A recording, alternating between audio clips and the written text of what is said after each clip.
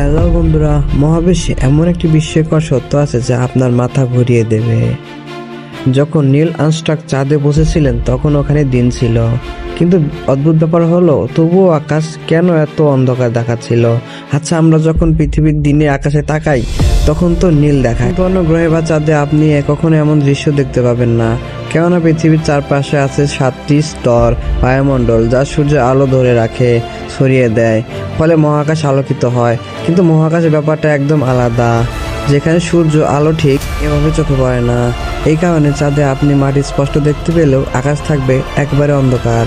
এখন কল্পনা করুন, আর যদি আপনাকে মহাকাশে কোনো এলোমেলো একটি অন্ধকার জায়গায় দাঁড়িয়ে দেওয়া হয়, তাহলে চারপাশে আপনি যা দেখবেন শুধু ঘন কালো অন্ধকার, কিছু থাকবে না। চোখ বন্ধ করে ঢেকে দেখুন, এই দৃশ্য আপনি অনুভব করবেন।